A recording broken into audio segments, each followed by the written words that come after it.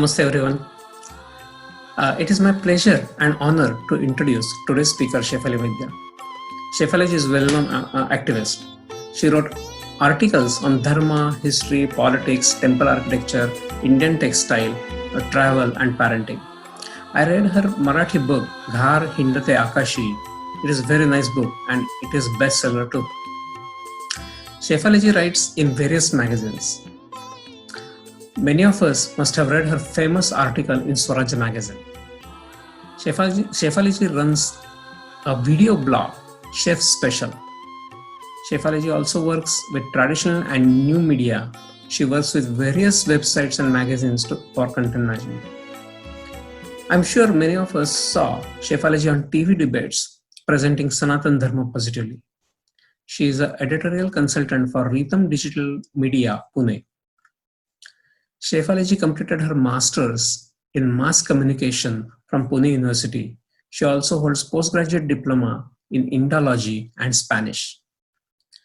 She is Ananta Leadership Fellow. I have special connections with people coming from Pune and Goa. Shefali settled in Pune and she was born and brought up in Goa. Goan culture, Hindu heritage of Goa made a strong impression on Shefali. I think that must have inspired her to write her upcoming book on Goan history. Welcome, Shefali. We are honored to have you on Bharatiya Vichar Manch, Los Angeles. Now, I invite Shefali to take floor. Thank you. Namaste. And first of all, I would like to thank Bharatiya Vichar Manch for calling me to speak on this topic. It's one of my favorite topics. It's a topic that I keep talking about on social media all the time, which is the hatred and hypocrisy of the so-called liberals. I wouldn't call them liberals because they're anything but liberal. But let me assure you, if you see what's going on in the US right now or what's going on everywhere else in the world, you'll realize that the hatred and hypocrisy of the so-called liberals is not a phenomena that's unique to India, but it is a disease that's catching all over. It's a virus that's even more dangerous than COVID. But first of all, so who are these people who call themselves liberal? Long time ago, I had written a blog on the 10 habits of the Indian liberal intellectual, where my basic contention was, and I'll start my speech with that the Indian liberal intellectual is neither Indian nor liberal nor intellectual. So what do I mean by that? When I say they are not Indian, I mean to say that most of these are English-speaking elite who have studied in very elite schools and colleges in India, have been studied abroad, who have no connection with the ground reality of India or Bharat, whatever you might want to call it.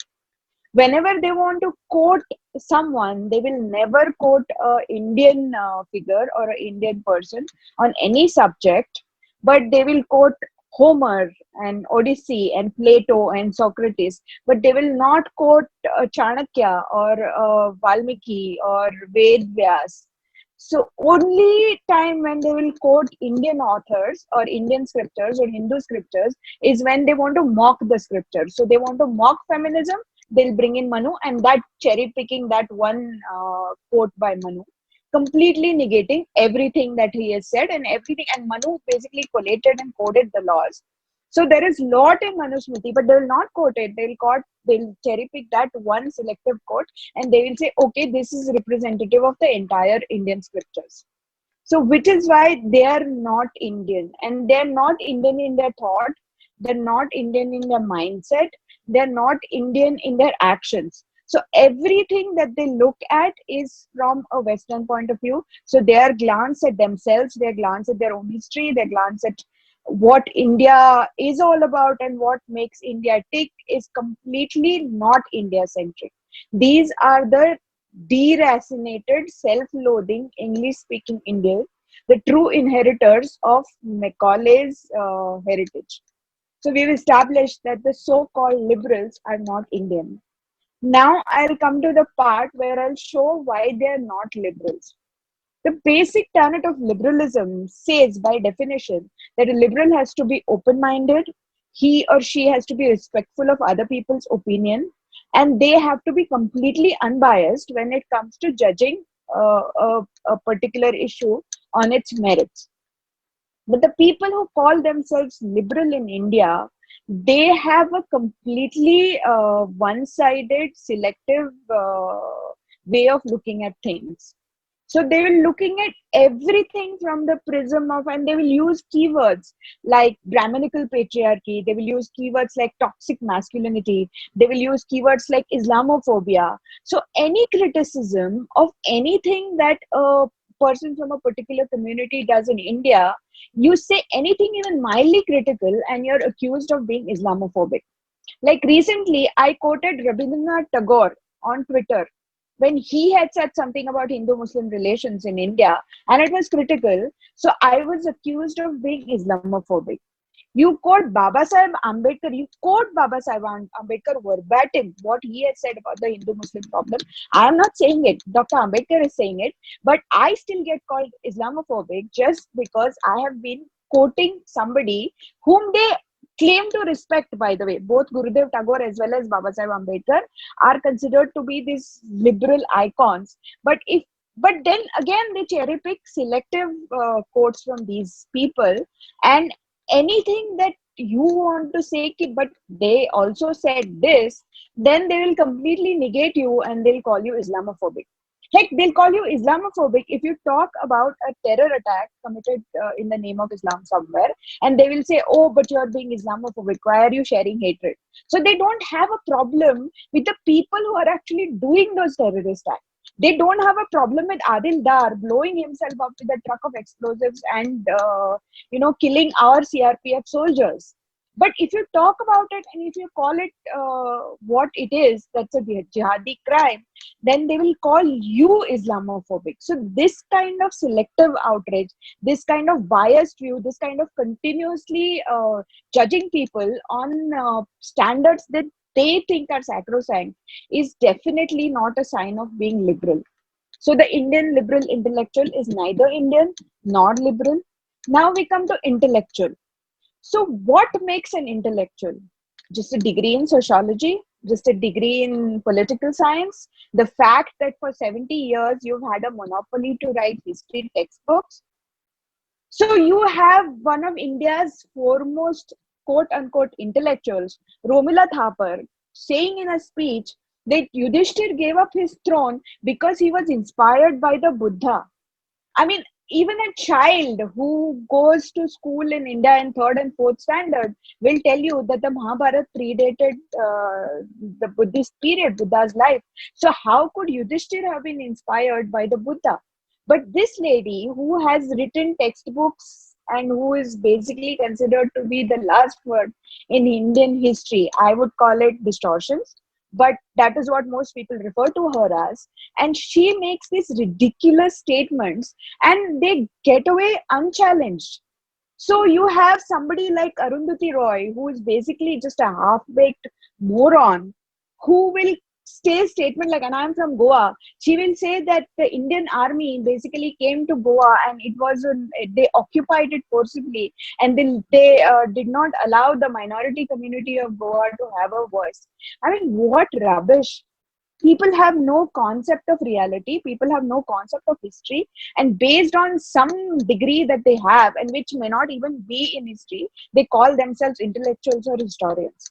We have currently somebody who calls himself a great historian and who thinks he's a final word in everything from cricket to the Gandhi family. He's not even a history graduate, he's a sociology graduate. So he'll quote some Philip Spratt guy who was a white guy who was sent to India in 1939 and cherry pick a selective quote from his literature and share it on Twitter just to pit Bengal against Gujarat. And that is being called being intellectual or buddhijeevi.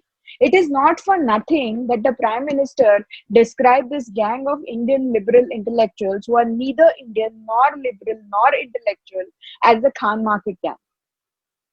If I also, another thing, This hypocrisy of the so-called liberals, I wouldn't like to call them liberals. I don't like to call them liberals. I would call them fascibrals or fibrils for short, because they are often the most fascist, intolerant people that I've had the misfortune to come across. I'll give you some examples. Vivek Agnihotri, who's a filmmaker, he had recently made a film which turned out to be a sleeper hit. It was about Tashkent. It was about Lal Bahadur Shastri's unfortunate demise. The film was called Tashkent Files. The film had great actors. It has an impeccable storyline. It had actors like Nasiruddin Shah and Mithun Chakravarti, big names. But no reviewer from any mainstream publication would want to review the movie. They wouldn't even bother to go through the movie and review it. I can understand reviewing, I can understand seeing the movie and saying that it's a bad movie. That is the reviewer's opinion, that he's entitled to have it. And that is a mark of a true liberal, to understand that the other person has a right to dislike something that you hold dear. But to say that I don't like the filmmaker, that's why I will not even bother seeing his movie, and I will not write a movie, and I will exclude him permanently from this reviewing process, and thereby I ensure that the audience doesn't get access to the review of his movie. That is nothing but intellectual fascism. And these are the same people then who will cry and say, oh, the Indian state is so intolerant. Oh, Modi is so intolerant. Oh, he doesn't allow any criticism. Every day they go on TV channels and criticize Modi and Amit Shah and whoever and Hindus. And then they say, okay, this state is fascist and intolerant. It doesn't allow us to criticize them. I mean, do you not see the irony in it? But that is what the so-called liberal is. And this hypocrisy of the fibrils, the fashion fibrils, as I call them, is not something unique to India. Even in the US, they have been called, and they have been referred to as limousine liberals or latte liberals, because their hypocrisy is very, very obvious. These are the people who have gone to very elite schools, who have degrees from the best colleges, who have great jobs, who have tenure track positions in prestigious universities, who live in their nice big mansions in leafy neighborhoods, but they advise the state to increase mass transit, and but they will have their SUVs, and they will give gyan on what the state should do to be green. And we see a lot of these opportunist environmentalists even in India. So we have one famous actress who very famously, who's only famous for going to JLF and crying on stage and saying no to a tissue. But she drives a SUV, which is very, very bad for the environment. And she lives in a house which has a swimming pool, which probably wastes like thousands of liters of water. But this hypocrisy is the hallmark of the so-called liberals all over the world, not just in India. You find this species everywhere. And these are the people who actually demonize anybody who has a different point of view from them. Like just yesterday, I was reading that in London, where the Black Lives Matter movement is, right now destroying statues and whatever, you may have your opinions about it. I'm not going to talk about that. But there was another group which was consisting of the veterans who actually fought for Britain in the wars. And they said that these war memorials and these statues, they're very important to us because they are an icon of our nation. So we are going to defend it. So they came to London and the two groups clashed, the veterans group and the protesters for Black Lives Matter movement. And it turned out to be a fairly violent clash. And both sides were to be blamed. I'm not picking a side here. But the mayor of London, Sadiq Khan, he actually had the gall to describe the veterans who fought for Britain in world wars as thugs. And this is unbelievable. This is a man who has never seen a battlefield, who has never donned the country's uniform, who will never ever fight for the country, but who is the son of a migrant who has become a mayor of London. And then he has the gall to describe the people who defended the very country which gave him the right to be the mayor in the first place as thugs. Naturally, the veterans are very, very upset about it. But this kind of behavior you see everywhere. You see that in India all the time. So every time a terrorist is neutralized in Kashmir, you will see long eulogies and sentimental articles about the so-called liberal journalists, which will tell you about, oh, Burhan Wani was a son of a poor headmaster, somebody else was a genius at math in preschool, or somebody was he liked rapping, or some inconsequential detail meant to humanize that person. But they never give you such details about our forces who have attained martyrdom, who have become Hutatmas fighting in Kashmir. When was the last time you read about a soldier who passed away in Kargil, about what his hobbies were, what they were doing, what their family is doing? No, you will not hear that, because our so-called liberal press, so the liberal press, doesn't think that is worthy of an of attention, which is very sad. So Sharjul Imam can actually say that he would like people to block the chicken neck and break off the northeast from India, and that is considered to be free speech. That speech is not considered seditious by these liberals, and they don't want him to be arrested. But anybody who is saying that, but a Kamlesh Tiwari who had to pay the price of simply saying that somebody was gay, and that, according to them, is not freedom of expression. So a stand-up comedian today can get on stage in India and, under the name of freedom of expression, can criticize our scriptures, can criticize Hindu gods and goddesses, can criticize Hindu symbols with impunity, and then invoke that, oh, my Article 19A gives me the right to say all this, so nobody can do anything to me. But they are completely silent on the other things. They will never utter a single thing about any other religion, and if by mistake they do, then whenever there is pressure, they'll simply buckle down and apologize. That is what AIB did to the Archbishop. They apologized. But nobody apologized to Hindus, because insulting the majority in India is considered to be the first tenet of the so-called liberalism. So to be called a liberal in India, you have to be Hindu hating. I wouldn't say Hindu phobic, because Hindu phobia is the fear of Hindus, and there is nothing to fear Hindus for. So Hindu phobia is a term that is not even valid. I will call it straight and simple Hindu hatred. But that is what the so-called liberals in India have been doing, and they have been doing it consistently.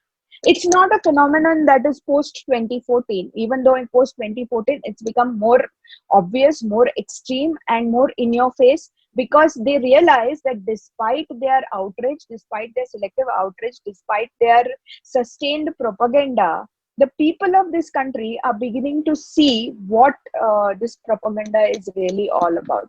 So they're getting increasingly desperate, they're getting increasingly angry, and they're getting increasingly out of touch with reality. And that shows in social media, that shows in the so-called leftist drags that have been established, which will every day think of some flimsy excuse to talk about and to demonize the majority community in India. So very simple. They will say that they are animal activists, and their dogs get traumatized during Diwali crackers, so people should not use crackers for Diwali. They will say that you should not waste water for Holi, or you should not light diyas for Diwali, or whatever. There are thousand reasons. Every time, in fact, I come to know that there is a Hindu festival coming up whenever I see outrage on social media from this so-called liberal camp, asking people how Hindu festivals are non-environment friendly and how we shouldn't celebrate it. But these same people, these same animal activists, they will be absolutely quiet and not utter a single word during Bakri. They will not utter a single word when everyone is forced to eat halal meat, which certification says that certain things are to be followed. And whenever people start campaigns that they want an alternative for halal meat, they will say, oh, but you're being communal. Why do Hindus not have a right for an alternative? So this kind of internalized Hindu hatred is a hallmark of the Indian liberal, and they have been exhibiting it for many years. But now the only thing that has changed is that in the recent years, because of social media, there has been a pushback. There have been people who are public intellectuals, people who are, uh, not exactly active journalists into the field like me, who have had opinions, who are equally legitimate in their views and opinions, and now they have a platform. Now they have a platform which is completely without any gatekeeping, without any editorial control. So if I want to say something, if I want to pick holes in an article or in a news story, I don't have to write a sad letter to the editor and wait for it to be published after 5 days when everyone has forgotten about the issue. In the morning, somebody lies in an article, I can combat it same day, immediately. There is immediate pushback, there is immediate rebuttals, and oftentimes the hypocrisy of the fibril comes exposed because they usually lie. It's not even a nuanced position, it's a straight out lie which they never apologize for. Whereas everybody makes mistakes on social media, genuine mistakes. I know it's a medium that is fast, that you have to be really quick on your feet. So there are times when all of us err on facts. But the difference I've seen between the people who call themselves liberals and the other side is that the other side, if they make a mistake, they feel contrite. They feel a prick of conscience. They usually either delete it or they express regret. But the fibral side, they will lie through their teeth and they never ever back off. Like just yesterday, Shashi Tharoor, who is like the icon of fibrilism in India, he published a fake picture which was from 2017 and tried to pass it off as a picture post COVID. And obviously, the truth will come out, and people will point that this is fake news and he's posting an old picture. But he's not going to apologize. He's not done it in the past. In the past, also, he has posted fake news, which was got a lot of traction on social media, and then it was proved fake. And he actually said that, okay, I know it's fake, but I'm not going to delete it because the tweet has already gone viral. So there's no regret, there's no apology, there's no deletion also, but just a blasé attitude of saying that, oh, I am a fibral, so whatever I say goes and whatever I say is correct. And this kind of fibrilism, this kind of biased attitude, this kind of selective outrage is not just limited to social media. It's there in mainstream media, it's there on primetime debates, it is there in academia, very institutionalized, it's there in the entertainment industry, and nowadays it is seen increasingly in the stand-up comic area, which is a huge upcoming field and it's very popular amongst the youth. So you have a certain category of people who will use the same narrative, and the same narrative is played across all these platforms, and that is the monster that any thinking sane person, and I'm not even talking about right wing or pro Hindu or pro vegetarian, if you are pro truth, then it is your duty, it is your dharma to see through this web of deceit and lies that is woven around you by the so-called desi liberals, and it is your responsibility to fight it. Similarly, in press, if you see the headlines, whenever there is a crime where a person from a minority community is a victim, and the people from majority community are the perpetrators, the headlines will be Muslim man hacked to death or Dalit man hacked to death, whatever. You know, the religious or the caste identity of that person is flashed for everybody to see. But whenever a Hindu is a victim of a crime, a majority person from majority community is a victim of a crime, and the perpetrators belong to the minority community, they will not mention the name of the religion in the headlines. You search and you will see what I'm saying is true. For example, all of us know the names of Akhlaq, Pehlu, Tabriz, because the media has hammered them into our heads. But how many in India today know the names of Prashant Pujari? How many of us know the name of Trilochan Mahato, who was from Bengal and who was hanged? He was a Dalit activist actually, and he was hanged. How many of us know the name of Paresh Mehta, who was a Hindu who was killed in Karnataka by people belonging to minority community? Because the media will never tell you the names. Take the case of Ramalingam. His video went viral on social media. He was a Hindu activist from Tamil Nadu. And a video went viral of him confronting the Islamic preachers who were trying to convert gullible people in his village. And he's not abusing them, he's not being angry. He's very nicely and calmly telling them that, do we come to tell you that our scriptures are better than yours? No, we don't. So why are you doing this to us? Don't we have the right to be left alone? And 2 3 days after that, literally within a week, he was killed in the most horrific way. His hands were chopped and he was killed, and two men from the minority community were arrested for it. But how did the media report this news? They reported is that they did not mention his name. They did not mention that he was killed because he was being a Hindu activist. They said catering contractor killed in Tamil Nadu. So why was Ramalingam killed? What was the need of putting catering contractor? Was he killed because his food was bad?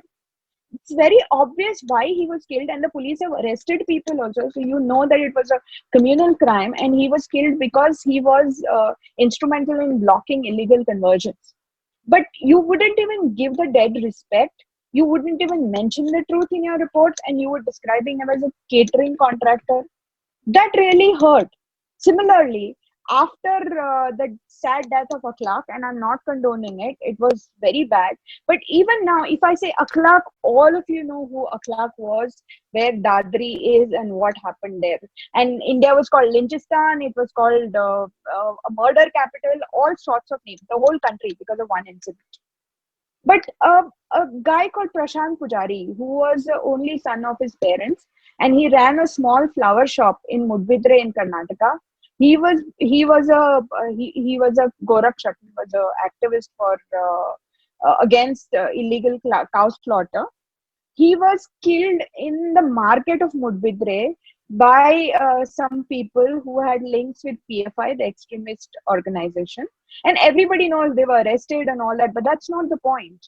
The national media did not even cover it. And Rajdeep Sardesai, who calls himself a journalist, though it's debatable, he actually made a statement that, yeah, it's very sad that he died somewhere in his article, but he was a VHP activist. So, these things happen.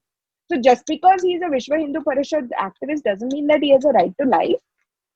Doesn't mean that he can be killed anytime, and you are not even going to mention his name or mention the circumstances under which he died. Why are you so selective when you are only reporting crimes? I mean, it doesn't even make sense. I could give you literally thousands of examples of this kind of latent and blatant in Hindu hatred that is seen amongst the liberals in India. I mean, you just open the newspapers and you'll find like hundreds of thousands of articles like that, literally any newspaper.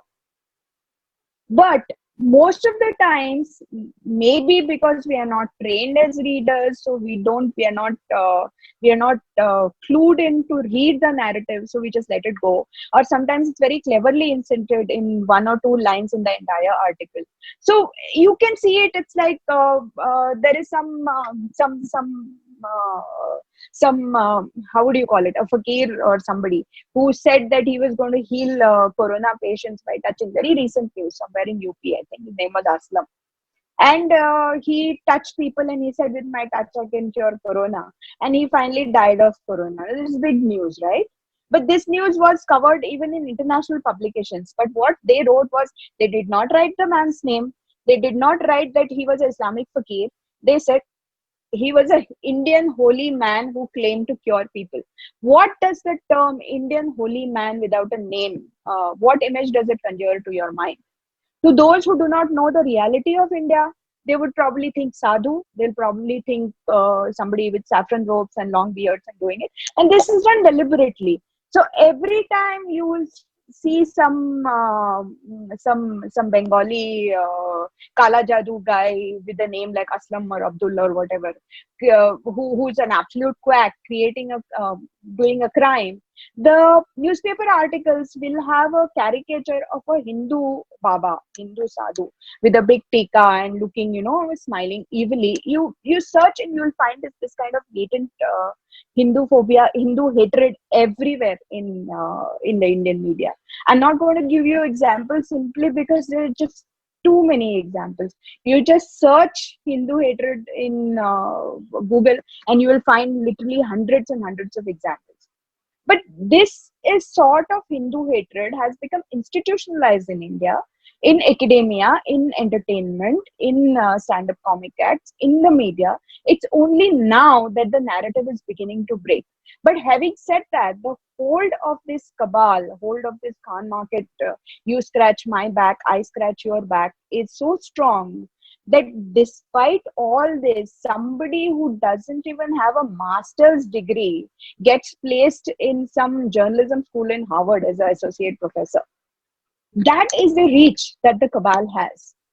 And that is the reach that we have to fight. And it's an unequal fight because for 70 years, they've had all the resources, they've had all the institutions, they've had all the time to capture the humanities almost completely. So today, if you're a journalism student in any of the campuses in India, in like 99% of the campuses, the kind of build you're being taught is almost totally one-sided. I remember 21 or 22 years ago when I was a student of mass communication in the Pune University Department of Mass Communications. We were shown a movie, Ram Ke Naam, which was by that Patwardhan guy. It's again a blatant Hindu hating narrative, and we were told to talk about it and write an essay or whatever, but they didn't show us the other side. They didn't show us a movie that talked about the Hindu point of view, about why there was anger that the temple in Ayodhya was demolished. But why I'm telling you is that this was 21 or 22 years ago, and recently I've got a friend's daughter who is doing her masters in journalism in Bangalore. So she went to college and she excitedly sent me a message saying that, you know what movie we saw today in our class when they were teaching us about film appreciation and critical thinking.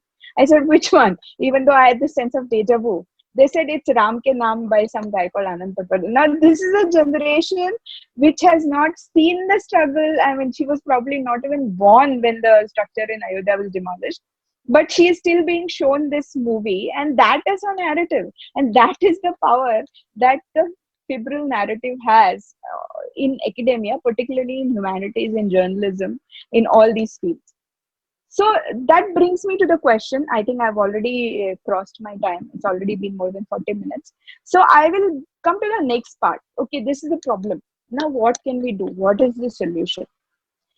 The solution is for each one of us to be aware of what is going on, to train ourselves to get these clues and to figure out that this kind of narrative is being pushed deliberately and consistently, and try to do as much as we can do to counter it.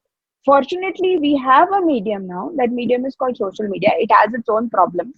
There are big social media giants who will ensure that your point of view is suppressed. But having said that, it is still a good platform for you to reach thousands of people across the globe without any gatekeeping. But you also need to ensure that you're factual, your argument has a substantial basis, you're not abusive, and what you're saying makes complete sense. That comes with training. So I have this, as a mother of high schoolers, I believe in mnemonics. They really help you remember things. So I have this mnemonic for Hindu activism. I wrote about it yesterday, but I'll end by telling you this. So the mnemonic Hindu, Hindu, is about H is for help. Help is help each other, help to amplify each other's message. If I have reach and somebody like Meenakshi Jain has an immense body of scholastic work, but her work is not accessible to the common people, it is my responsibility to ensure that I do interviews with her, or I write short tweets about the content in her books, or I write a review of her books to ensure that more and more people get to know about her books. You can help organizations. If you cannot give time, give money. As they say, Sange Shakti Kali Yuge, it's only by coming together you can find a solution. So get involved with an organization working for Hindu unity in your area and see what you can do. Either you can give time, or you can give physical efforts, or you can give intellectual efforts, whatever way, but try to help each other and try to offer help to other people who are looking for help. I is for interrogate. Interrogate is question. Every time you see a wrong narrative being peddled by the so-called fibrils, it is your responsibility to question it. Question it in whatever platform you can. Question it in social media. Write a blog, make videos, but point out arguments and say that this is false, this is wrong data, this is wrong interpretation, this should be called out. For example, India Today did an article recently in March 2020 about Aurangzeb, and it was about 10 things you should know about Aurangzeb. And they made a statement, okay, this is not backed with any data. The statement is like he was not anti Hindu, but his policies kept changing. There is no data to substantiate it. It's just that the writer wanted to make this statement. When there are farmans of Aurangzeb available, where he talks about demolishing the Kattada that his brother Darashiko donated to the Keshavraj temple of Mathura, and by saying that for a believer, it's haram to even look at a temple. So how can you donate something to that? There are farmans of his implementing jizya. There are farmans. You can see what he did to temples in Mathura and Kashi, and yet you have somebody saying, making a bland statement like that, saying Aurangzeb is anti-Hindu. So you need to call that statement out right away. You need to give those original farmans. You need to give those original resources and say that this is wrong, and this is the data to support it. So that is interrogation. Third is notice and name. Again, train yourself to spot latent anti-India narratives, Hindu-phobic narratives, Hindu-hating narratives, not Hindu-phobic. I'm sorry, even subconsciously, that word has gotten into my head. But institutionalized Hindu hatred, teach yourself to see it. It's there in movies, it's there in the way the characters are named, it's there in web series, and people are calling it out. I won't dwell too much on that, but teach yourself to notice and name and call out. D is for documentation. By documentation, I mean put it down on paper, put it down on film, put it down on radio, use whatever medium you want, but document whatever you see. Take up a subject, study it, and write articles, write blogs, write books. We need to create scholars, we need to create writers, we need to create people who are constantly out there battling the narrative. And there are literally millions of subjects you could specialize in.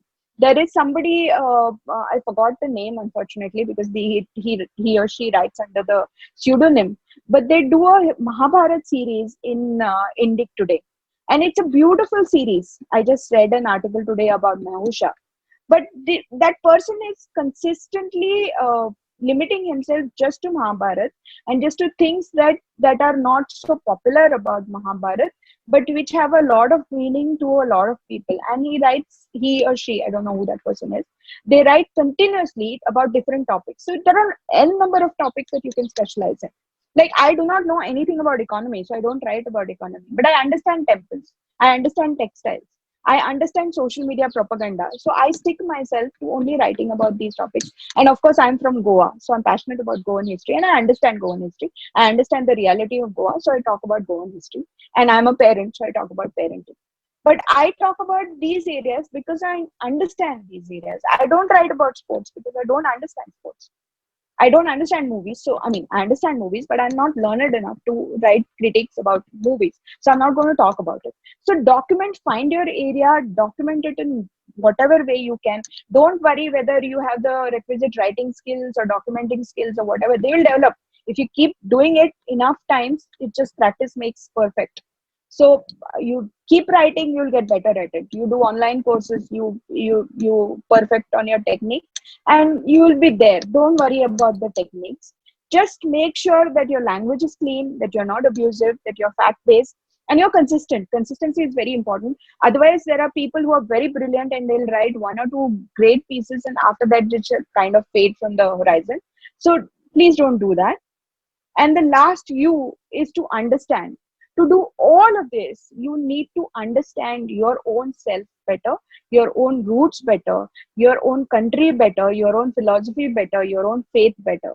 So take time to read our scriptures, read original scriptures, see YouTube talks by Indic scholars, subscribe to Rajiv Malhotra's YouTube channel, read his books. He's done a great job in debunking this so-called propaganda, and he is a good place to start. I always say that Breaking India is a wonderful book, and that's a great book that everyone should read. Avrana is a wonderful book by S.L. Bhairappa. Sarth is a wonderful book. Try reading these books. Try making a base. Try understanding what is going on. Try to understand the game plan. Try to understand the conspiracy that is being played against you for the past 70 years and which is still being played. It's only when you understand that you will be able to fight it. So remember the mnemonic Hindu: help, interrogate, notice a name, document, and understand. And it's only when you have a concrete plan of action that I can actually do something about it. Otherwise, we'll just vent and whine and talk about this till ad nauseum, but nothing concrete will ever come out of it. That's all I want to say. Thank you.